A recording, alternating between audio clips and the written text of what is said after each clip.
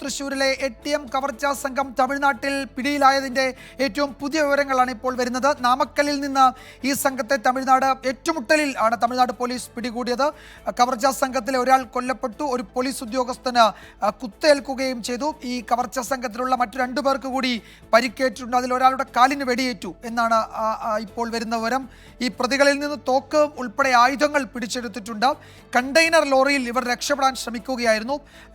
ഇവിടെ നിന്ന് മോഷണം പോയ പണം അത്രയും ഈ സംഘത്തിൽ നിന്ന് പിടിച്ചെടുക്കുകയും ചെയ്തു. നാട്ടുകാരും ഈ പോലീസിനൊപ്പം ഈ സംഘത്തെ പിടികൂടുന്നതിൽ ഇടപെട്ടു എന്നാണ് അറിയുന്നത്. ഈ കണ്ടെയ്നറിൽ ATM തകർത്ത സമയത്ത് ഉപയോഗിച്ച കാറും കണ്ടെത്തിയിട്ടുണ്ട്. അത് തകർക്കാൻ ഉപയോഗിച്ച ആയുധങ്ങളടക്കം ഈ സംഘത്തിൻ്റെ പക്കൽ നിന്ന് പിടികൂടിയിട്ടുണ്ട്. രാജസ്ഥാനിൽ നിന്നുള്ള കൊള്ളസംഘമാണ് ഈ കൃത്യത്തിൽ ഏർപ്പെട്ടത്.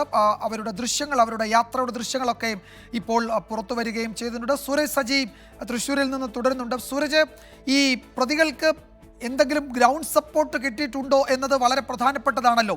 കാരണം 3 പോയിന്റിലാണ് ഈ ATMകൾ കൊള്ളയടിക്കപ്പെട്ടത്. അത് ഒരേ ബാങ്കിൻ്റെ തന്നെ ATMകൾ. നേരത്തെയും ഈ സംഘം മറ്റു പല ജില്ലകളിലും സമാനമായ ഓപ്പറേഷൻ നടത്തി എന്ന സൂചന കൂടിയുണ്ട്. അപ്പോൾ ഈ അന്തർ സംസ്ഥാന കൊള്ളസംഘത്തെ സഹായിക്കുന്ന എന്തെങ്കിലും ഒരു കേരള കണക്ഷൻ ഉണ്ടോ എന്ന് പോലീസ് സ്വാഭാവികമായും അന്വേഷിക്കേണ്ടി വരില്ലേ? തീർച്ചയായും വിജയകുമാർ, അതെന്തായാലും അന്വേഷിക്കേണ്ടി വരും. കാരണം ഇവർക്ക് പ്രാദേശിക സഹായം അടക്കം ലഭിച്ചോ എന്നത് പരിശോധിക്കേണ്ടത് അനിവാര്യമാണ്. കാരണം ഈ തിരക്കുള്ള തൃശ്ശൂർ നഗരത്തിലെ ATM കൗണ്ടറിലാണ്, ATMിലാണ് ഇവർ ഇത്തരത്തിൽ കവർച്ച നടത്തിയത്. ഈ നായ്ക്കനാലിലേക്ക് വന്നു കഴിഞ്ഞാൽ നായ്ക്കനാലിൽ ഒരു ആശുപത്രിക്ക് എതിർവശമുള്ള ATM, അവിടെ എപ്പോഴും ജനത്തിരക്കുള്ള റോഡാണ്, പ്രത്യേകിച്ച് ഷൊർണൂർ റോഡാണ്. തൃശ്ശൂർ ഷൊർണൂർ പാതയിലാണ് ഇവർ ഈ കവർച്ച നടത്തിയത്. കോലഴി ആകട്ടെ, കോലഴിയും അത് തന്നെയാണ്. ഈ വിയൂർ ഷൊർണൂർ പാതയാണ്. വിയൂർ സെൻട്രൽ ജയിലിനൊക്കെ ഒരു 200-300 മീറ്റർ അകലെ മാത്രമാണ് ഈ ATM സ്ഥിതി ചെയ്തിരുന്നത്. പക്ഷേ ഇവിടെ ഒന്നും തന്നെ ഈ ആരുടെയും ശ്രദ്ധയിൽ അല്ലെങ്കിൽ ഒറ്റ നോട്ടത്തിലേക്ക് ഈ ATM പെടില്ല എന്നുള്ളതാണ്. ഇവരുടെ വാഹനം, ഇവർ സഞ്ചരിച്ചിരുന്ന അല്ലെങ്കിൽ കവർച്ചയ്ക്ക് വന്ന വാഹനം, അത് വലിയ വാഹനമാണ്. അത് ഈ ATM കൗണ്ടറിന് നേരെ മുൻവശത്ത് കൊണ്ടുവന്ന് ഇടുന്നു.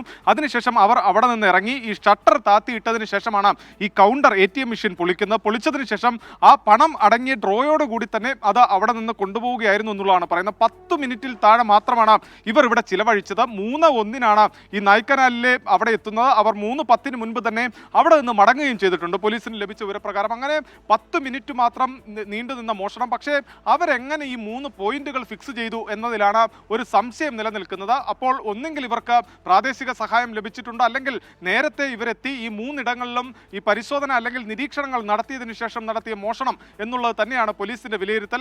അതിന്റെ അടിസ്ഥാനത്തിൽ കൂടിയാണ് ഈ പ്രാദേശിക സഹായം ലഭിച്ചിട്ടുണ്ടോ എന്നതടക്കമുള്ള കാര്യങ്ങൾ പോലീസ് പരിശോധിക്കുന്നത്. പക്ഷേ ഈ കവർച്ചയ്ക്ക് പിന്നാലെ പോലീസിന് ഈ സംഘം ഈ സംസ്ഥാനം വിടുന്നതിനുള്ള സാധ്യതയുണ്ട്. കാരണം ഈ കവർച്ചയ്ക്ക് പിന്നിൽ പ്രൊഫഷണൽ സംഘം തന്നെയാണ് എന്ന് പോലീസ് വിലയിരുത്തിയിരുന്നു. അതിന്റെ അടിസ്ഥാനത്തിലാണ് തമിഴ്നാട് പോലീസിനും ഈ വിവരം നൽകുന്നത്. ആദ്യഘട്ടത്തിൽ തന്നെ നമ്മളാണ് ആ വിവരം പുറത്തുവിടുന്നത്. തമിഴ്നാട്ടിലെ 8 ജില്ലകളിൽ ജാഗ്രതാ നിർദ്ദേശം നൽകിയിട്ടുണ്ടെന്ന വാർത്ത നമ്മൾ രാവിലെ തന്നെ പുറത്തുവിട്ടതാണ്. ഇതിനുശേഷം 10:15 കൂടിയാണ് നമുക്കൊരു വിവരം ലഭിക്കുന്നത്. തമിഴ്നാട്ടിൽ ഇത്തരത്തിൽ ഒരു ആയുധ സംഘം, അതായത് കേരളത്തിൽ നിന്ന് ആയുധം കടത്തിയ സംഘം പിടിയിലായിട്ടുണ്ട് എന്ന വിവരം ലഭിക്കുന്ന. പിന്നീട് ഒരു കാര്യം കൂടി അതിനിടയിൽ പറയട്ടെ. ഇപ്പോൾ ഈ കണ്ടെയ്നറിൽ നിന്ന് ഈ സംഘത്തിലുണ്ടായിരുന്ന മുഴുവൻ പേരെയും പിടികൂടിയെന്ന് തമിഴ്നാട് പോലീസ് ഔദ്യോഗികമായി അറിയിക്കുന്നുണ്ട്. അതിൽ ആ കണ്ടെയ്നറിൽ ഉണ്ടായിരുന്ന കാറിന് നമ്പർ പ്ലേറ്റ് ഉണ്ടായിരുന്നില്ല. ഒരു പക്ഷേ അതും എവിടെയെന്നെങ്കിലും മോഷ്ടിച്ച് കടത്തിക്കൊണ്ടുവന്നതാവാനുള്ള സാധ്യതയുണ്ട്. ഇത് ഹരിയാന അല്ല, രാജസ്ഥാനിൽ നിന്നുള്ള സംഘമാണ് എന്ന ഈ വിവരം കൂടി ഇപ്പോൾ വരുന്നുണ്ട്. രാജസ്ഥാനിൽ നിന്നുള്ള ഈ സംഘം ഒരു പക്ഷേ രാജ്യവ്യാപകമായി ഇത്തരം വലിയ കൊള്ള ആസൂത്രണം ചെയ്ത് നടപ്പാക്കുന്ന സംഘം തന്നെ ആയിരിക്കാം.